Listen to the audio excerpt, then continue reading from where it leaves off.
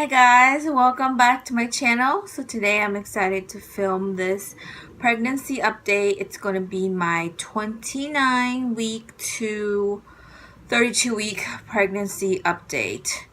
So it's been about another month and not too much have changed. I mean, except that I got bigger, of course.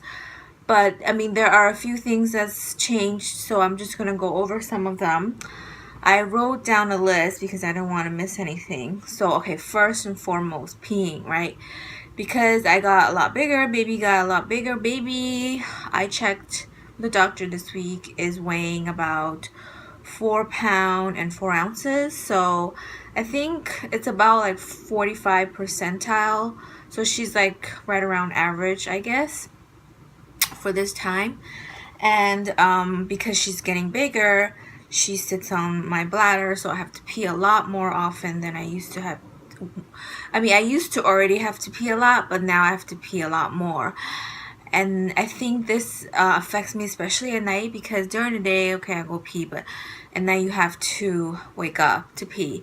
And pretty much every single night I have to wake up to pee. There's no way I could sleep throughout the night, which last time I made this video, I don't remember if I touched on the subject, but I was still able to sleep through the night some nights of the week.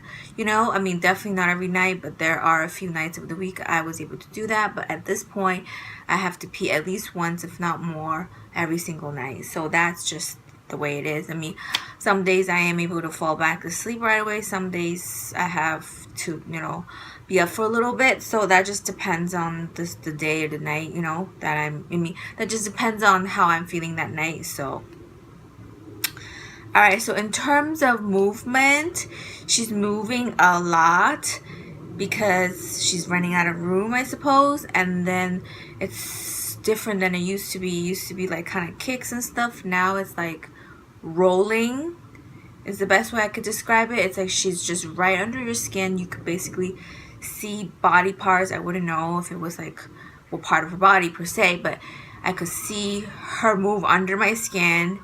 And she just like moving like a snake, kind of, in a way that it's right under your skin. And it's kind of cool, but sometimes it's kind of uncomfortable. I mean, that's the best way I could say it. And she definitely hiccups a lot more. She used to hiccup, but I think her hiccup frequency has been up.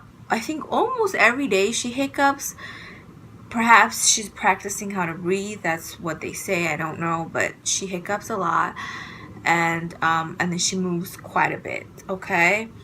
All right, leg cramp. All right, so this is another thing that kind of keeps me up. It doesn't so much keep me up, but it just affects me while I sleep, because I notice this definitely at night, and sometimes because it cramps at night, it kind of hurts when I walk during the day, but I definitely feel it. So what happens is, like, I would sleep and then I would like turn, here and there, and to adjust myself. And then when I do, I have to stretch out because I just feel like my leg needs stretch. And then when I do, I almost get like a Charlie horse kind of thing, and it just hurts. And it happens on both legs. Not every night, but some nights is one leg, some nights the other leg, but sometimes it is both legs. And then it just this, I don't know, leg cramp feeling. And I try to kind of, I don't know, I stretch it. I don't know if I'm stretching to relieve the cramp or stretching and causes cramps. I don't even know, but I just know that I feel this leg cramp at night. And then I'm trying to adjust myself again, and then sometimes it goes away, sometimes I still feel it a little bit. And then when I wake up during the day, and then when I'm on my feet, I could feel, because of the cramp, the muscle tightening, that it hurts kind of when I walk, or the muscle's really tight. So I'm pretty sure that's caused from my pregnancy. I've never had leg cramps in the middle of the night before. So I don't really know if that's restless leg, because restless leg doesn't mean your leg is like restless. I don't know, but I would call it leg cramps, okay? And then heartburn. I do get heartburn a lot more than before, and especially if it's hot. Like if the weather's hot, I feel like it affects me more. And it doesn't really matter what I eat. It's not like certain food cause me heartburn. Anything can cause me heartburn. I feel like it's not like I don't even eat spicy food to begin with, but it's not like I eat something spicy or whatever. So yeah, I mean, that's just the way, because she's really high right now. I think her head is kind of positioned downward, but she's still moving around a lot. So, but she's sitting pretty high. So when I eat, it's uncomfortable sometimes because I feel like the food sits there and then it causes me to have heartburn. And sometimes when I eat, I just feel uncomfortable because there's like barely any room for the food because she takes up so much space, I think. So yeah, I mean, it's just all over uncomfortable.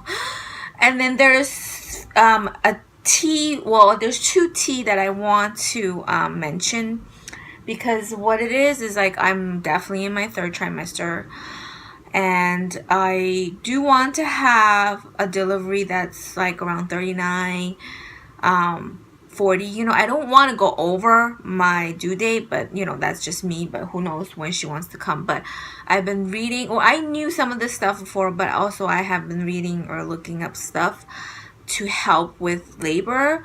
I want to have as much of a natural birth as possible. I hired a doula. I think I mentioned that last time. But so I find these things, or these two teas, that helps me with toning my uterus or whatever. I mean, I just feel like it doesn't hurt. So first and foremost is this red raspberry tea. Actually, this tea tastes really good. It tastes like kind of like a black tea, which I like. I like oolong tea. I think that's also black tea. But this tea is caffeine free, so it's totally like good to drink. And sometimes it just I mean, I don't know if it's toning. It's supposed to tone your uterus and make you have an easier labor. I can't attest to that, but I just feel good about drinking it. It makes me kind of feel good, I think, or I like the taste of it, I suppose. So I drink quite a bit. And then this is a new tea I recently discovered called 3rd trimester tea. This tea tastes different, even though it has red raspberry leaf, but it also has like peppermint or all these other things, so it's kind of more minty. So this tea, I think, really helps with heartburn. So if I was having a heartburn and I drink this tea, it calms it down a lot. I noticed that. Of course, it's supposed to help you have a, like, easy delivery or tone your uterus, or these kind of teas supposed to help the uterus muscle get stronger so it can you know, it can labor easily, supposedly, but you know, I don't know. But I figure it doesn't hurt, and you know, it's not, I mean, it's up to your own judgment when you want to take it, but I feel like it's safe for me to drink this tea right now. And I don't feel like, I mean, I do get some Braxton Hicks, but I don't feel like it's caused by the tea, and I don't think this tea is going to put me into labor. So I feel very comfortable about drinking this tea. And another thing I started taking that's supposed to help with labor is called evening primrose oil. I started taking this just recently, so this is like a 500 mg, so it's not too much. So because usually I think they're 1,000, so I just take 1 a day, and then I think as the week goes on, like next week, I'm going to increase it to 2 a day. And I think by 38 weeks you could take up to 3 or 4 a day. You could also I mean, you could also like insert it into your, you know, vagina. I think what you could do is you could prick it, and then you could insert it, and then the oil will coat the uterus or something. I don't really, I mean, I think all of this is just to prep your body for labor. I don't think this is gonna help you go into labor, but I just feel like it doesn't hurt to kind of get your body ready. And what people have said is that these kind of natural remedies makes you have a more efficient labor. Like you will have a shorter labor, a quicker labor, and like it will kind of come on time. But then that also depends on when the baby's ready to be born. If the baby doesn't want to come out, I think none of this is gonna put you like in labor or bring you to have a labor sooner if your baby's not wanting to come out till like a week or two later. But I do think that it will hopefully have a quicker labor or more efficient labor. So that's why I'm taking these supplements, I would call them. So this one, I don't even know if it says anything. It says it supports for women with PMS. But you know, really, I think it's supposed to just tone your uterus or make, like I said, a quick or easier labor, but we'll see how that goes. So I'm just recommending or just telling you that I'm taking them, so it's up to your own judgment if you want to take them. I guess what I could do is I could make another video once I have had my baby to report back if I feel like any of these supplements really made me have an easier labor, but that's gonna be like another month and a half from now.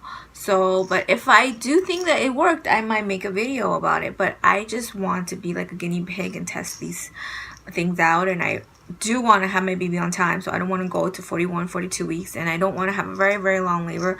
So I would want an efficient labor, and I do want like to tone my uterus and etc. So I'm taking these supplements, and that's it. So I don't want to make this video too long. This is pretty much my update. I'm gonna insert the belly shots at the end like I used to, and if you guys are also pregnant or if you're interested in pregnancy related videos, please like, subscribe, or leave a comment below, and I'll see you guys next time. Thanks for watching. Bye.